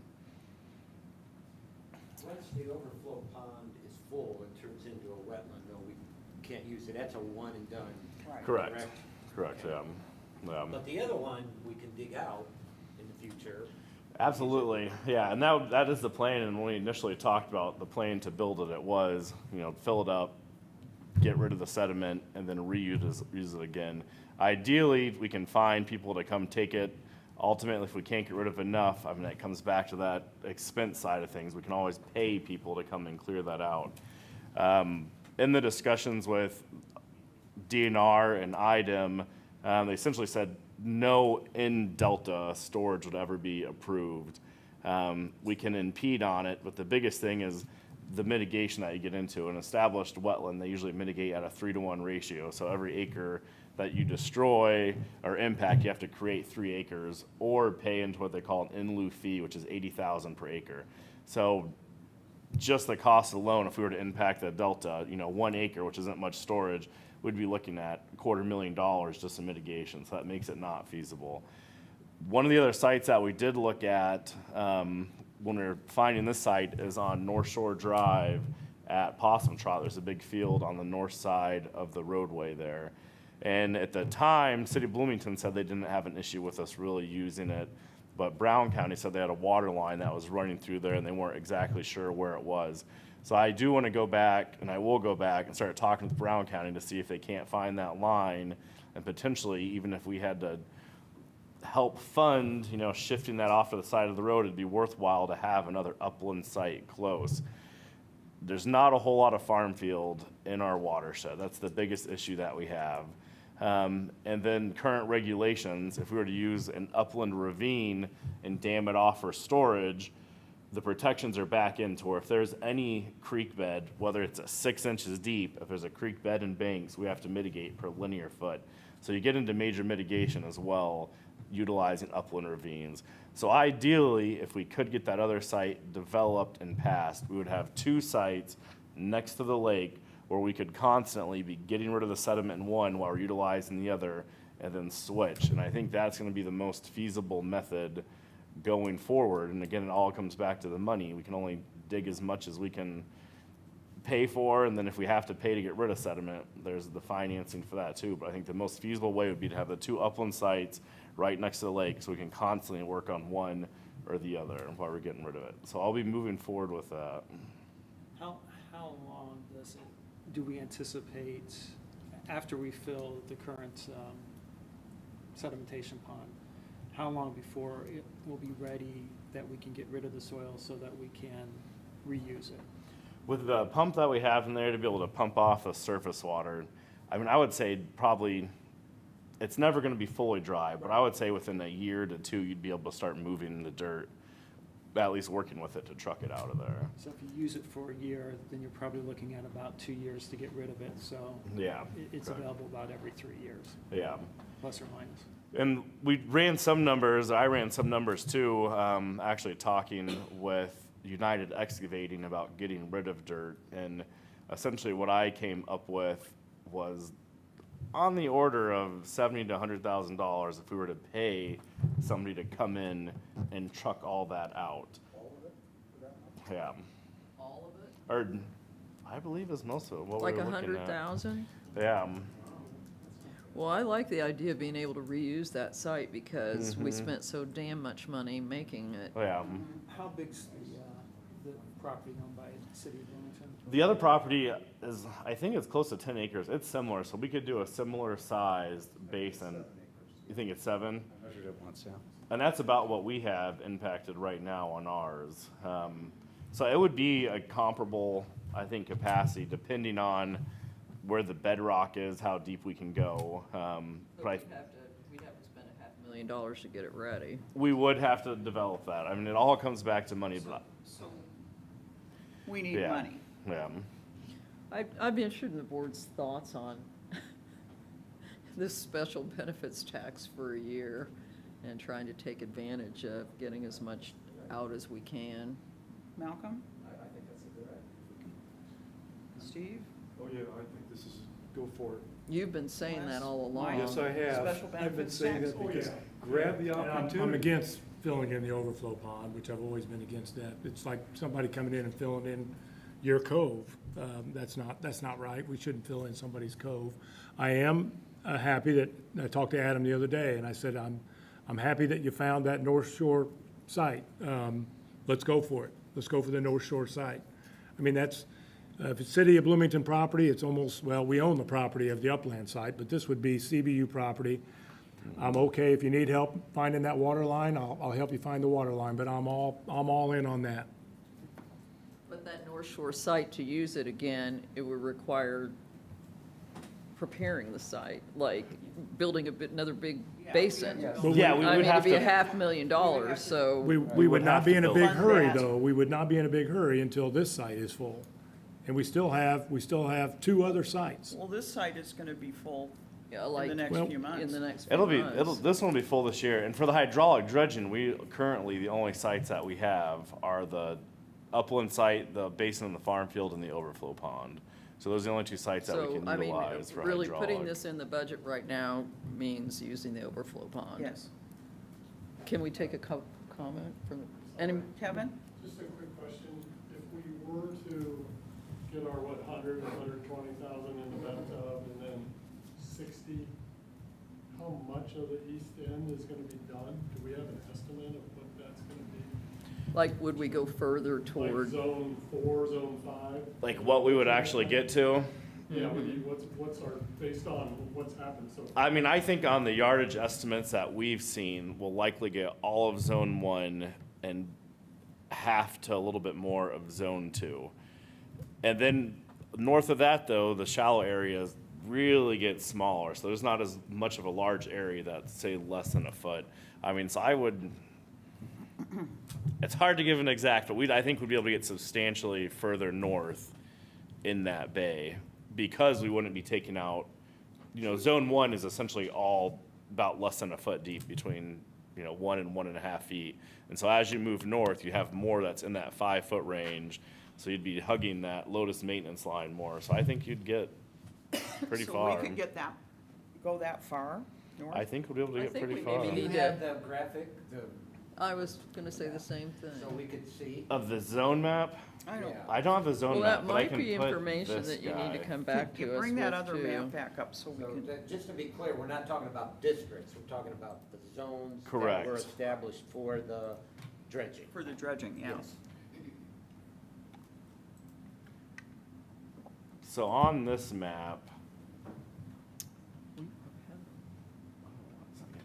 so zone 1 was essentially like right here. And it's where, actually I don't know the full bathymetric. It's where it was very shallow there. Zone 2 cut off, if you can see that mouse, in this area. I think zones 1 through 4, zone 4 essentially stopped at the tip of Eidolon, and then zone 5 was east of Eidolon. So I don't think we would get, past zone 4, because we'd be taking out half as much as we currently are. But I think you would see a substantial portion of that bay even moving northward at the 5-foot mark. Why were they split up into zones? What's different about each zone? Just so we can talk Well, about it. it was just a way to Yeah. talk about it. Okay. So it wasn't like soil type or depth or? No, it was just to kind of break it up, and that way we Okay. could chunk it into cost estimates, just to Okay. break it into manageable. Is that something you think you could get more clarity around before I can- the board? Look, it'll be a little difficult, but I can go back to the Shrewsbury's report and see what they had for the sediment estimates. And go, yeah, we can get a little bit more clarity on that. That would be helpful. I think it would be, just from a transparency standpoint too, and if it's gonna mean that much more money to all the freeholders, we're gonna have to be able to say, and this is what you're gonna get out of it. Yeah, You know, not, we're gonna and we dig a can little give more the dirt. yardage amount. No, And, it might be nice. I mean, the name of the game is as much as we can take out from that basin, but yeah, we can definitely give a yardage amount for the money. And then it would have to be an estimate for zones. We'll need to see where we end on this first project. Kevin had another question. No, this is just discussion now. This is just the first presentation of the budget. Debbie, what else? What else do we need to cover? Did you here? have something else you wanted to say? Okay, all righty. I'm sorry. It's all right. So that's kind of the big $64 question. I mean, the budget's kind of built around that, and I can go through some of the categories. We basically, so overall, what we have built into revenues would be, you know, an additional $400,000 or so, which is basically that special project assessment that we are recommending that we move forward with. If you look at general fund wages, it basically is a decrease from the prior year from about 247,000 down to 235,000. You'll kind of notice that we did rename some of these accounts, if you will. And so what you see is we have no money in here for dredgers, but we have some money in here for an equipment operator and some money in here for a push boat operator. And I budgeted in there 2 months worth of work, 2 months of full-time work. That way we can bring somebody in for debris removal for any types of emergency. And we have an equipment operator that we've been using now for all the debris that we've been taking out. It's been working out really well. That has another job, so it's, you know, they can come out when we need help or not need it. And that's an ideal situation, is where we can bring an operator if we have to have it, because we will still have a barge on the water to utilize for emergencies and debris removal. So I did budget, I figured, you know, 2 months worth of work. It gives us 8 weeks, which should cover anything that we need to do in-house. General fund supplies, oh, did you have a comment? No, I thought you were Okay. opening for comments, but go ahead and finish. No, that's fine. General fund supplies, those are down substantially too. We budgeted last year 73,000. This year, we're budgeting about 47.5. And again, it's those dredging line items that are coming substantially down or removed in total. So that's that decrease. General fund services and charges. That's a little bit of an increase from $244,000 last year to $258,000 this year. We've got, we actually, this year, I think what the big difference is last year we took out budgeting for any cumulative maintenance fund. You know, we used to like say we're gonna put $7,500, you know, away, and we said, hey, well, we can't afford to do that this year. We need to do this whole project. So that is back in there, and so that makes up really most of the difference there. And then, of course, the general fund capital summary has, for right now, we probably need to get a little bit more fine-tuned on exactly if we would use the overflow pond, you know, what really are our costs. Adam has done some work on that, but, you know, just in terms of planning the wetlands and things like that. Yeah, and the bathymetric that they're doing Friday, that'll give us a definitive answer on the capacity there. So we'll be able to really kind of narrow down how much will actually fit there. Yeah, if we you're use saying it. it's too bad we didn't have it to, have it done before the board meeting, Yeah. but, yeah. So overall, we're budgeting, proposing a budget of $1,163,750 in revenues, expenses of $1,070,000, overall net income, if you will, of $93,000. Can I back up one? Sure, please one do. thing? Under consulting fees, what, the $20,000 there, what is that? what's included in that? I mean, we'll have to use some consultant, kind of how we are now, where we send these pay applications to the consultants to verify.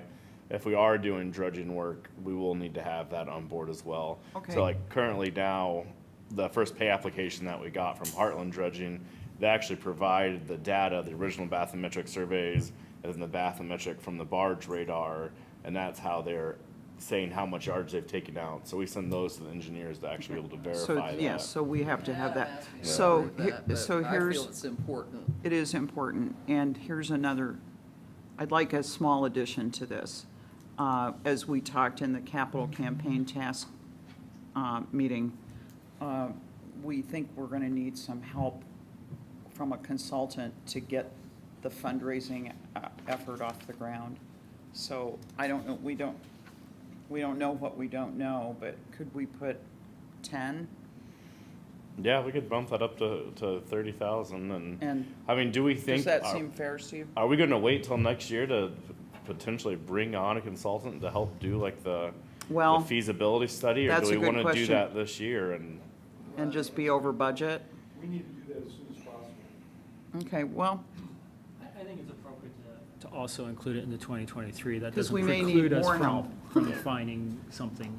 okay, No, but- I'd put it in, and then as we get to August, we can fine tune if we need to. Mm-hmm. Okay. Okay, thank you. And we don't always have to spend it if we don't need to. Oh, what's her name?